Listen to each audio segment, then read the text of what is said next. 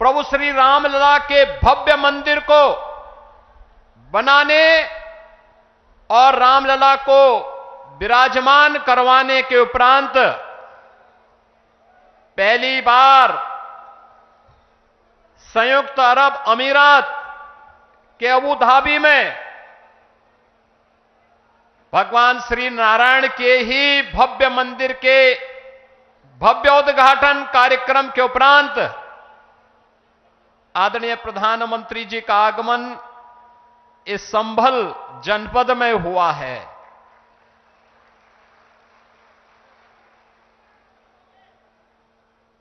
बहनों और भाइयों, हम सबको इस बारे में देखना होगा। पिछले 10 वर्षों में हमने एक भारत का दर्शन किया है। एक नया भारत है, जिस नए भारत में हर नागरिक को सुरक्षा भी है और राष्ट्र को समृद्धि के नए सोपान तक पहुंचाने का संकल्प भी है। जिस नए भारत में युवाओं की आजीविका की व्यवस्था भी है, तो भारत की आस्था का सम्मान भी है। आस्था का सम्मान किस रूप में? काशी में काशी विश्वनाथ धाम, अयोध्या धाम में रामलला का पुनः विराजमान होना, केदारपुरी और बद्रीनाथ धाम का पुनरुद्धार का कार्य संपन्न होना, महाकाल में महालोक की स्थापना होना, ये वह नए भारत की तस्वीर है, जिस नए भारत में हर युवा की आजीविका की गारंटी भी है और आपकी आस्था की भी गारंटी है। यही मोदी की गारंटी है। भाइयों बहनों, ये आस्था का सम्मान जिन लोगों ने आस्था के साथ लगातार खिलवाड़ किया, वे न आजीविका ही दे पाए और न भारत की आस्था को ही सम्मान दे पाए। आज तो भारत की विरासत भी सम्मानित होती है वैश्विक मंच पर। जब योग को वैश्विक मान्यता मिलती है और 21 जून की तिथि को दुनिया के लगभग 200 देश एक साथ जब भारत के अंदर किसी एक स्थान पर प्रधानमंत्री मोदी जी के नेतृत्व में करोड़ों भारतीय योग की इस विधा के साथ जुड़ते हैं, तो दुनिया के 200 से अधिक देश भी भारत की ऋषि परंपरा के इस प्रसाद के साथ जुड़ते हैं। कुंभ का आयोजन यूनेस्को के द्वारा मानवता के मूर्त सांस्कृतिक धरोहर के रूप में से मान्यता देना हो, या फिर अबू धाबी में भी किसी हिंदू मंदिर का होना जो कभी कल्पना थी, आज वह साकार हो रही है। यही नहीं, भारत के अंदर जो पहले असंभव था, आज वो संभव हुआ है। जो पहले नामुमकिन था, आज मुमकिन हुआ है। और वह इसलिए हुआ है क्योंकि आपके पास एक यशस्वी नेतृत्व है जो भारत को समझता भी है, भारत को यशस्वी नेतृत्व भी देने की क्षमता रखता है, और वह यशस्वी नेतृत्व वैश्विक मंच पर भी पूरी मजबूती के साथ भारत के गौरव और भारत के सम्मान को बढ़ाता है। और ये हम सब इस बात के लिए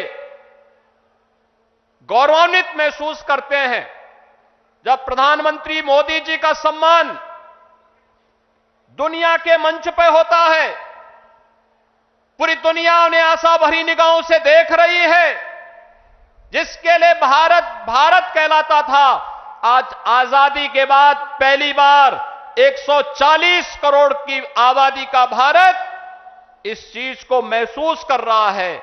आज सीमाएं सुरक्षित हुई हैं, तो भारत के अंदर भी हर तबके का व्यक्ति अपने आप को सुरक्षित महसूस करता है। ये संबल क्षेत्र हम सब जानते हैं, यहां पर खेती किसानी के साथ ही इस पूरे क्षेत्र के विकास को लेकर के यहां की कारीगरी और हस्तशिल्प को भी प्रधानमंत्री मोदी जी ने आगे बढ़ाने का काम किया। पीएम विश्वकर्मा योजना के माध्यम से जो पहले यहां पर तकनीक नहीं थी, आज कॉमन फैसिलिटेशन सेंटर बना करके संभल जनपद के अंदर भी बटन बनाने की परंपरागत व्यवस्था को नई तकनीक के साथ जोड़ करके वन डिस्ट्रिक्ट वन प्रोडक्ट और पीएम विश्वकर्मा के माध्यम से आज वह भी वैश्विक मंच पर चीन को प्रतिस्पर्धा दे रहा है। मुरादाबाद का ब्रास का आइटम हो या अमरोहा का ढोलक, यह एक नई पहचान के साथ आगे बढ़ रहा है। ये चीजें पहले भी थीं, लेकिन जिस निराशा और हताशा में थी, आज इस नए भारत में एक गरीब को मकान भी मिल रहा है, तो इंफ्रास्ट्रक्चर के बड़े बड़े कार्य भी हो रहे हैं। संभल जनपद में गंगा एक्सप्रेसवे पूरी मजबूती के साथ बन रहा है और यहां पर औद्योगिक क्लस्टर भी विकसित होने जा रहा है।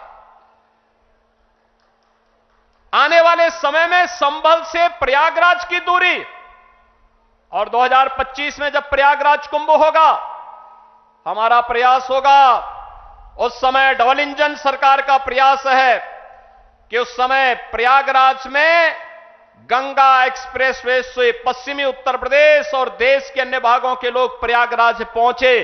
प्रयागराज की दूरी को न्यूनतम करने की दिशा में यह एक नया प्रयास प्रारंभ हो रहा है और गंगा एक्सप्रेसवे इसके लिए आपके लिए तैयार होने जा रही है।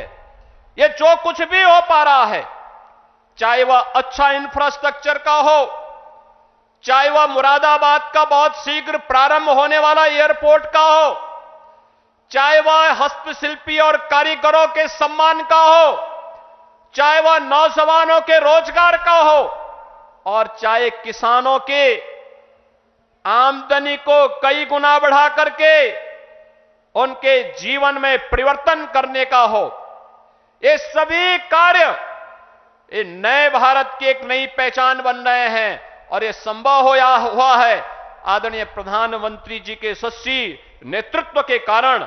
आज प्रधानमंत्री जी का आगमन इस भगवान विष्णु के 10वें अवतार के रूप में भगवान कल्कि, जिन्हें भारत के शास्त्रों ने, चाहे वह महाभारत हो, श्रीमद् भागवत महापुराण हो, स्कंद पुराण हो, विष्णु पुराण हो या अन्य जितने भी ऐसे महत्वपूर्ण शास्त्र हैं जिनका बहुत स्पष्ट कहना है कि कलयुग और सतयुग की संधि काल में, युगाब्द के अंत में भगवान कल्कि का अवतार अवश्य होगा और इस धराधाम में पुनः सनातन धर्म की स्थापना का जो कार्य उस समय अधूरा रह गया है, वह उनकी कृपा से संपन्न होगा। तो ये मान करके चलिए कि अयोध्या धाम में रामलला के विराजमान होने के बाद प्रधानमंत्री जी ने जो शुरुआत की है, यह वहां से उसकी शुरुआत है और यह होकर के रहेगा। आज आदरणीय प्रधानमंत्री जी शिला रखने के लिए स्वयं इस कल्कि धाम के इस आयोजन में यहां पर उपस्थित हुए हैं। मैं आप सभी श्रद्धालुजनों से, प्रदेशवासियों की ओर से आदरणीय प्रधानमंत्री जी का संभल जनपद की इस धरती पर हृदय से स्वागत करता हूं, अभिनंदन करता हूं। धन्यवाद। जय जय श्री राम।